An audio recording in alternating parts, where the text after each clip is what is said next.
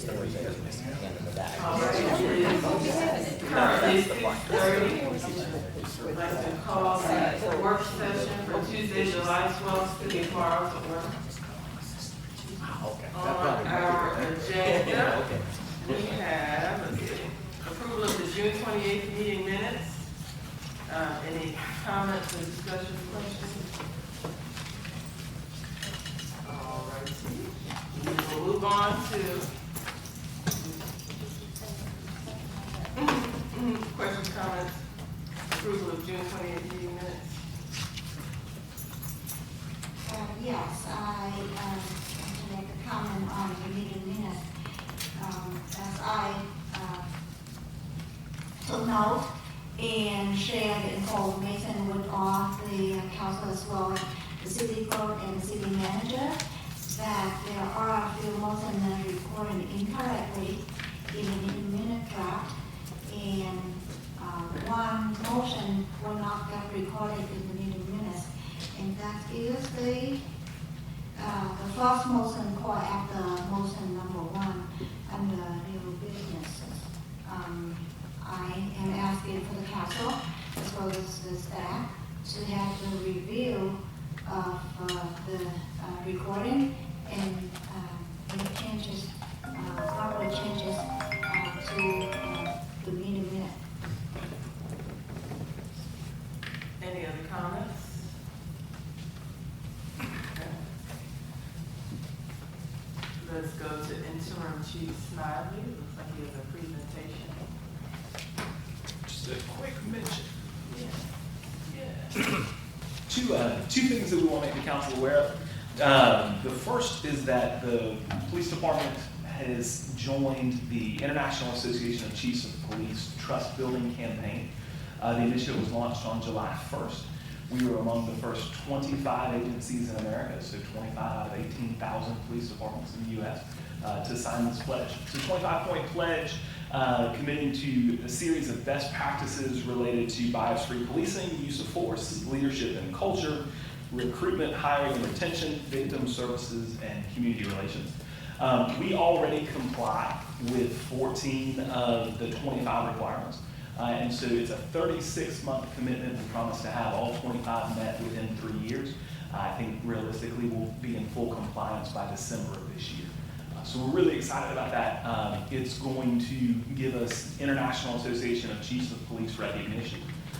We'll be able to feature things like that on our website. There's even a uniform insignia that we could choose to have our officers wear. It's a signal to our community that we've committed to professional 21st century policing topics. So we were really excited to share with you guys that we've made that pledge. And we'll be really excited to give updates towards the end of this year once we're in full compliance. Good job. The other thing we wanted to announce tonight, and this is a project that I think the council was briefed on with Chief Lopez when he was here, we expect on Monday to begin accepting applications for the Chief's Core Council, Community Outreach and Resident Engagement Council. We expect we'll seat 4 commissioners from the business community and 4 from the residential community. And we'll have an emphasis on trying to get a diverse representative mix of those folks in our community who are stakeholders in police services. It'll be an opportunity for them to meet directly with the police chief and command staff. We meet once each month and engage them on matters of policy and creation plans, programming, sometimes identify barriers to providing effective police services. We're excited to get that launched. Good deal. Thank you. Chief Smiley. No, yes, ma'am. So already, I got excited. I thought I was done. so for the community, Right. for the engagement with the community resident, what is that gonna be like for them? Yeah, so we're going to ask them to commit to joining us at least 4 times a year, so at least once each quarter. These will be meetings that we can hold in person or virtually. There's some mix thereof. And what I expect is that some of it's going to be an introduction to what we're currently doing.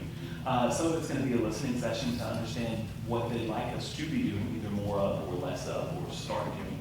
And then right now we've just started sort of a comprehensive overhaul of our policy manual. We've got some parts of it that needs to be updated. And so this is the type of setting that we want to ask folks, hey, what do you think is the best approach to these types of problems? Citizens Police Academy training, whatever. It is, yes, ma'am. They may have some of the similar opportunities like going through the use of force simulator and things like that, but it's completely separate from the police academy. Thank you. Yes, ma'am. Sorry, I went so fast. I gave you the go. Okay, so moving forward on the list, we've got recognition of Ms. Linda's Juneteenth, our essay contest winners. They were recognized and acknowledged at our Juneteenth event. I guess they'll be here this evening. And Ms. Dean, Councilwoman Dean, if you would like to. I think, Yeah, you're just gonna.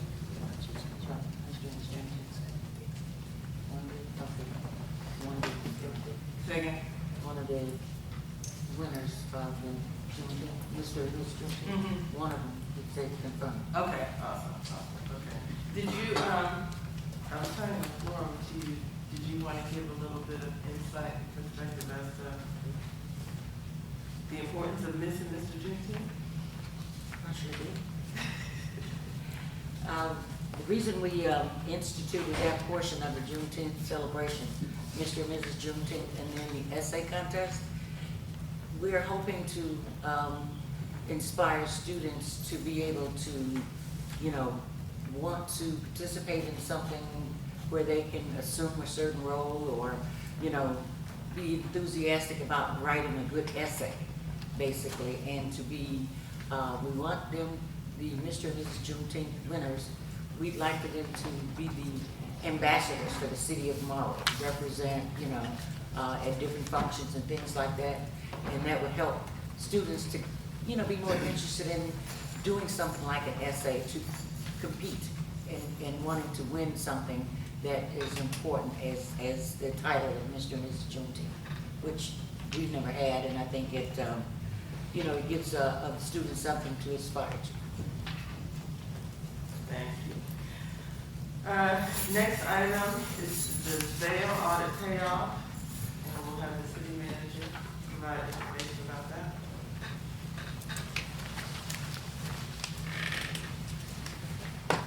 Thank you, council and audience. This is regarding the ongoing issue with the company Zayo, who does fiber optics. I believe the negotiations were entered into around 2019 around their non-payment and just basic refusal to pay. Ongoing negotiations have been going to the point where the state has become involved because this is a systemic problem with this company. They have not paid to a number of both municipalities and counties throughout the state of Georgia. GMA got involved with us and we did some negotiations to the point where we determined that they were using some subcontractors here in the city and we're not going to issue permits if you're not going to pay us as per the contract. So they've determined now that the audited amount that they owe us of $26,817.03 they will pay us, which will put us to payment in full because they've already paid us $3,282.40, and that will bring them to a zero balance. It also allows you all to, this is just an affirmation of the acceptance of the payment, and then an agreement, allowing the mayor to enter into the agreement that they will continue to pay us quarterly for the agreed upon and state mandated 3% henceforth. And I have asked for some of the documents to back up whole statement, and I still have not gotten. I don't have this from the attorney. Those have been ongoing, so she's in another, I think she's in a litigation, but I haven't gotten anything from her on that. Okay, I know we spoke yesterday, but I'm not sure exactly what it is that you were looking for, but it's just the initial payment was $3,000 we did receive, and then the audited amount from GMA was the remainder balance of the $26,000 or the $23,534.63. Could the council get a copy of the GMA audit report? I can probably get that for you, yes. Thank you. And we have the next item, fire chief pay scale discussion.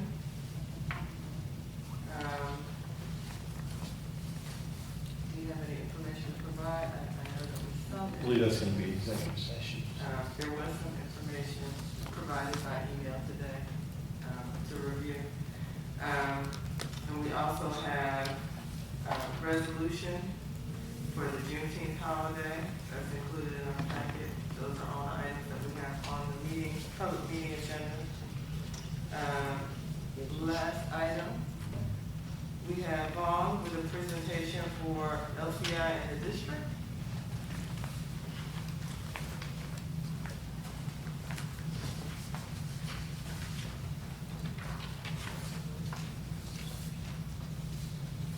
Okay, good evening, council and the citizens, city manager. Okay, basically, we did complete a project for the digital marquee at the interstate entrance, southbound and northbound. Basically, it's like that is really helpful because we deliver information to thousands of people that come in and out of the city from the interstate. And then also thank you the public director and his team to be able to get electrical in place to power up the screen. So we can run to deliver more information to our citizens and also people not living in the city as well. And because of the current screen is a bit small, out of proportion, so the next phase of the project is we requesting to increase the size a little bit to match up with the monument of the screen. So if you can look at the number there, I have the two numbers together. The current number is 96 inch, which is around like 8 feet wide, and 48 inches height, with about 4 feet tall as well. So with the proposal for the next project, we can increase the screen into about 9 feet 0.5 wide. That's about 113.5 inches. And the vertical is about 75.5 inches to increase the letter or the text to help ease the reading or deliver the information to the citizens. The concept is kind of remain the same, but the next slide I'm talking about this is just like a basic, realistic example of what we did back in November. Because you've probably seen this picture back in November when I did the presentation. That's kind of show the bigger screen, what it looked like, and how much it's going to make it look better than bigger than the current screen. And I did put this stat off of GDOT traffic count. This count right here back in 2020. So we get about 11,600 of northbound daily, and then 13,300 people that coming off of the southbound daily as well. So with that amount of people that come into the city, I think it's really, with the screen, it's going to help us or put city more on the map. The amount of people that coming in and coming out of the city, right? And the next project I'm kind of proposing as well, the LCI, we do a lot of information out there, the hosting event. You know, every time we deliver something out there, we stick a banner, trying to deliver information to the people who live around here or even in the area. So the concept, like I said earlier, it kind of remains the same, but we will relocate. Once we get the bigger screen in place at the interstate, then we can relocate the smaller screen into this LCI, and also at the in front of the district. So like I said, over time, it actually pays for itself with the cost of putting up banner to provide the information to the people. So I do have a question.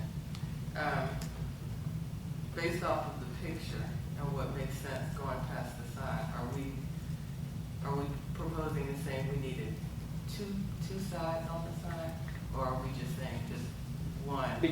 Because of What's out there now is just one side. the LCI and the district we don't have to buy additional sign because if we upgrade the one by the interstate, so we're gonna pull that down and then relocate it into this section. So- I guess our question is, should we want to do double Right, side? because you're, front and back, just or like do one in your side? picture, the way it's oriented, and I know this is a proposal, the way it's oriented, it would benefit it for you to be able to see both sides, like a screen on both sides. What's out there now is, because you're coming off the interstate, it's just one side necessary. Right, the interstate, when you come up, okay, one sign is good enough. Yeah. But I think it makes more sense. For the The LCI and LCI, the district to Maybe do a double side, but both sides, yeah. But the district, because of the angle, I can't adjust the angle here, but it's kind of like 15-degree kind of a slant, a little bit. And then the traffic on the other side is not really heavy, because let's say when people come into the main entrance of the Solid Mall entrance, people tend to come in, that's the main route to come into the district, rather than the back entrance of the mall. So you're thinking orienting it more so that it's one side facing for the district? Yes. Okay. So what's gonna be on the backside? Like I said, the backside, when you go the other side, you probably don't see much of a backside because of the angle where if you've been at the district at the night market or July 4th event, did you see how There's a space right there where Right. a lot of times people hang banners or, Right. have signs. And you're saying angling the full monument in the screen, just slightly in so about that. 15, 20 Yeah. degree, and then most of the backside is kind of facing the wall because of the, I wish I have the drawing of the circle, because when you come in, you can see the circle kind of curve a little bit, and if you facing directly a 0-degree angle, then when you start coming in, you don't see it. But if you're facing about like 25 degrees, when you're at the circle coming in, you can see it, and then you can read the information right in front of the district. Yeah, so orienting it so it's one side. So going forward, hopefully we'll have lots of traffic from the other side coming in. My question, the reason for that question is that I know you don't have to have a screen, but can there be something that says the district on the back of this? Okay, if we decide to do the I second mean, it doesn't screen, have to be digital, right, just something, when people are coming from that direction, if they don't know where they're going, would it be enough visibility for someone to see coming from the opposite side with something that says the district? We can look into that for sure. Yeah. On the Double two sided different sign. sides, like, different sides like this instead of one, one screen and another side and go kind of go like Just this. a stuff, just Yeah, a sign. we can look and see if we can position it, That's what I was it's gonna more or say, less maybe on clearance create on a it. plan for you so that we're looking at how it's actually oriented, and if it's oriented in such a way where nobody's gonna see the back Sure, anyway. But to her point that at the FCI, should we purchase another screen to make it, two-sided? Yeah, that's 54. Is that the pitches angle is like that as well, or is it? I mean, we have two of the identical ones out there, so when I would use two of those, I'm just suggesting two of those for the FCI and buy another one for the district or hotel or whatever you call it. with the LCI, it makes more sense, Yeah. so we can look into that.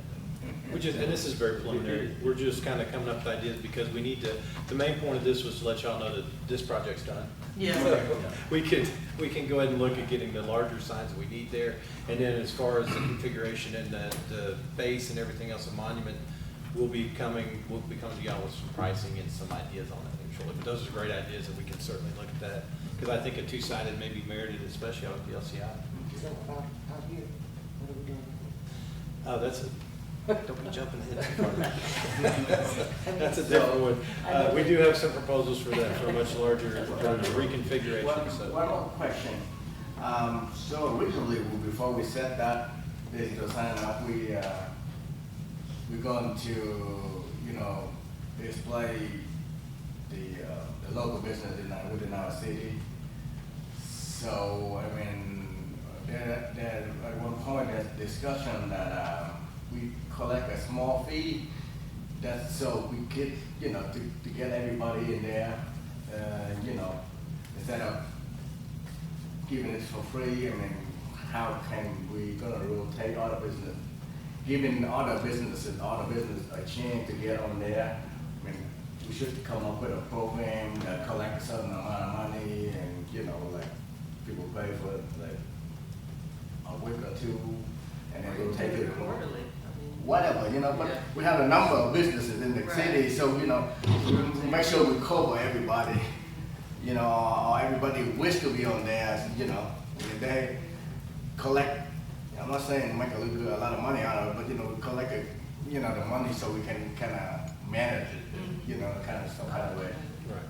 I totally agree. We're actually currently in the process of trying to come up with a policy as far as that goes, because what we value PSAs and public service announcements of those type of the purposes to promote our local businesses. So we're working on formulating that. So that's we'll look at that as well to see if we can come up with something with a fee schedule or something to rotate them in. Right now, we're trying to get interested parties just to put their for free. So we're having a challenge doing that sometimes. So. But definitely we can look into that. And before we can set in the stone the policy of the fee or so, have a draft policy to like how to get on field and how long we should stay, things like that. So we provide a fair opportunity to get everyone got the chance to get on the advertise their business and it be fair with everyone. So, All right, thank you. Okay? So, does it look like that?